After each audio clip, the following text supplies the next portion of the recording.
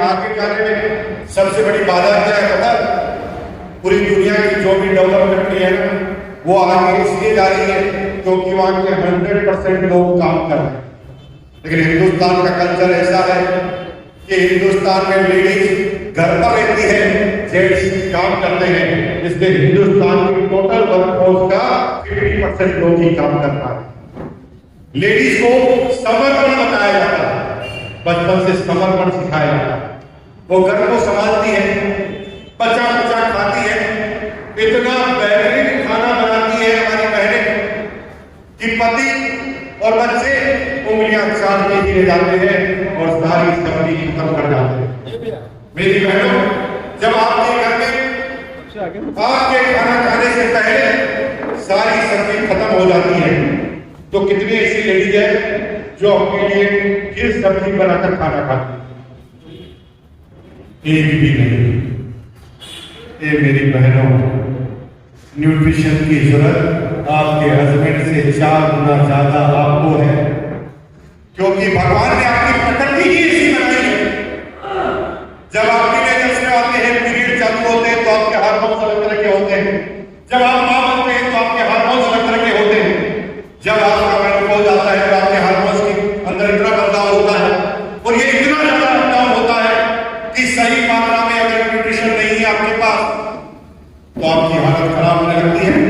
और मेरे प्यारे भाइयों और बहनों, आपके घर में हमेशा लेडीज एक शिकायत करते हुए मिलेगी, आज की बात बोल करना, ऐसे समय पर सिर दर्द करना, हाथ पैर दर्द करना, आंखों के नीचे झुर्रियां आ जाना, डिप्रेशन का शिकार हो जाना।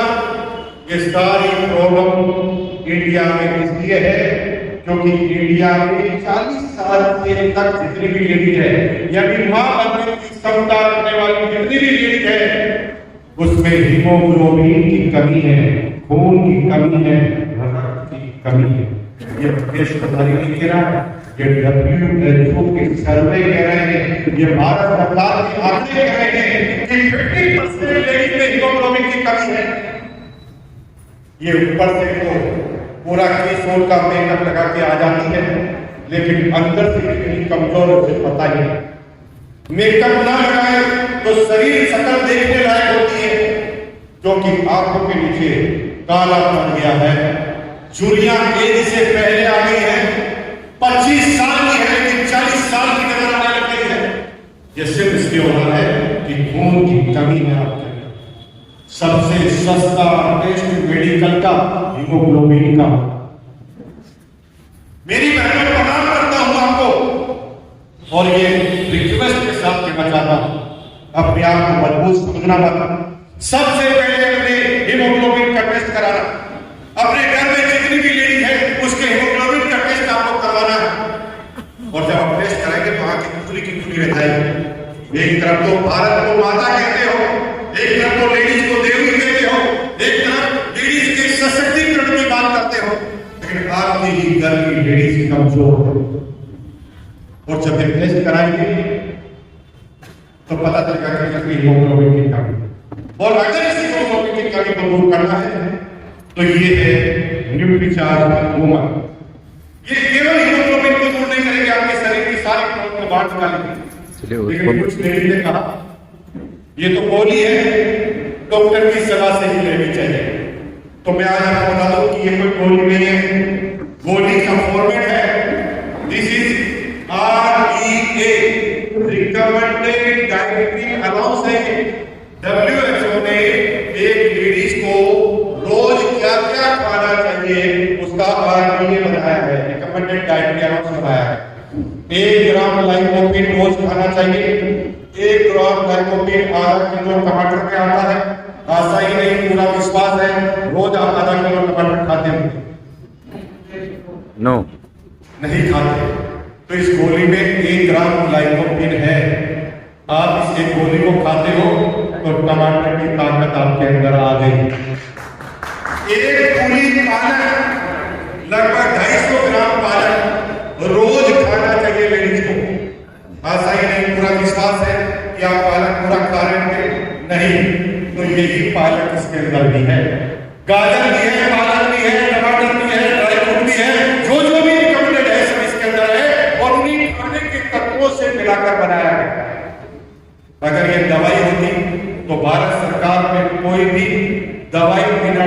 सलाह के दे ही नहीं जा सकती, लेकिन इसमें तो भारत सरकार ने खुद ने लाइसेंस नंबर दिए। इसका मतलब ये दवाई है ही नहीं, इसे किसी डॉक्टर से पूछने की जरूरत नहीं है।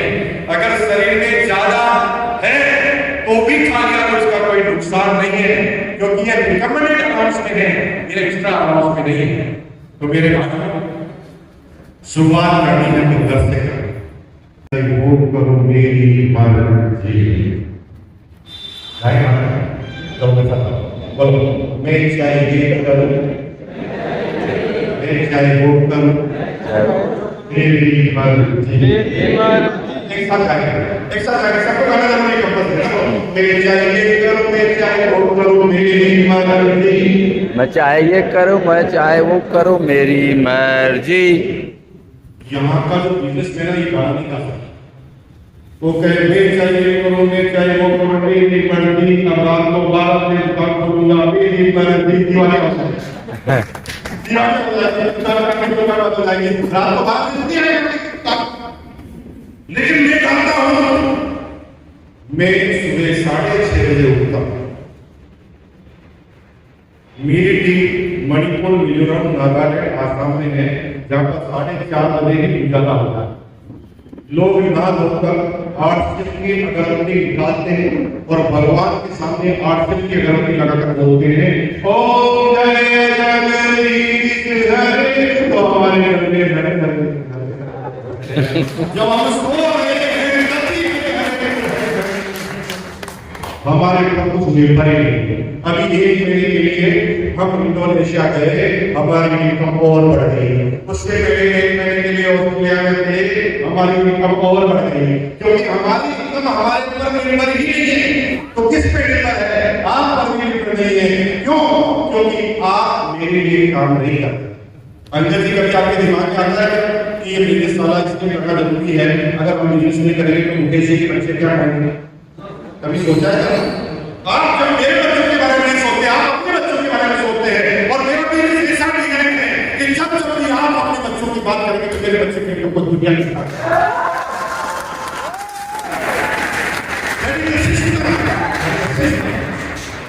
अमीर बनने का एक तरीका है। अगर अमीर बनना चाहते हो तो दूसरे तरीका ट्राई करना, कि ज्यादा मेहनत करके ज्यादा मेहनत तो गवर्नमेंट का ज्यादा मेहनत करना, ज्यादा मेहनत करने से आप अमीर बन जाएंगे। इस तरह तरीके में मत रहना, बन ही नहीं सकते। बन तो केवल ऐसे सकते हैं कि आप काम रोक दो तो भी आपका काम चालू है। पॉइंट नंबर 2, दूसरी बात उन्होंने क्या बताया? मैंने कहा गुरुजी दूसरी भी तो बताओ, तो उन्होंने मुझे दूसरी बताई। आपने मुझे पूछा नहीं, बताइए।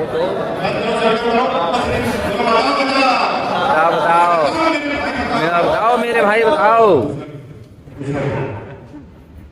मुझे दूसरी बात बताइए कि 1 रुपया की इनकम आती है, इनकम और प्रॉफिट अलग है। इनकम जो कम होती है इसे इनकम बोलते हैं, प्रॉफिट उसे कहते हैं इनकम में से खर्चे निकालने के बाद बचता उसे प्रॉफिट कहते हैं। तो इनकम 1 रुपया भी आपकी जेब में अगर आता है, चाहे वो नौकरी वाला हो चाहे बिजनेस वाला हो, वो आता तभी है जब कुछ न कुछ सेल होगा। किसान की जेब में इनकम कराती है जब सेल होगा। एक नौकर की भी जेब में सैलरी कब आती है? जब मालिक का सेल होता है। तुम रेलवे में जॉब करते हो तो रेलवे क्या करता है? सेल। तुम इंश्योरेंस में जॉब करते हो तो इंश्योरेंस क्या करता है? सेल। जो बैंक में जॉब करते हो तो बैंक क्या करता है? सेल। यानी जहां से भी इनकम आ रही है, यानी उसकी इनकम तो सेल से ही आ रही है, और उसने तुम्हें रखा ही सेल के लिए है। तुम क्या गलत फैमिली में हो कि मैं सेल नहीं कर रहा हूँ, मैं तो नौकरी कर रहा हूँ? अरे इसने रखा ही इसलिए कि ये 20,000 का आदमी है, 10,000 की सैलरी रखेंगे, 10,000 हमें ये कमा कर देंगे। हेलो,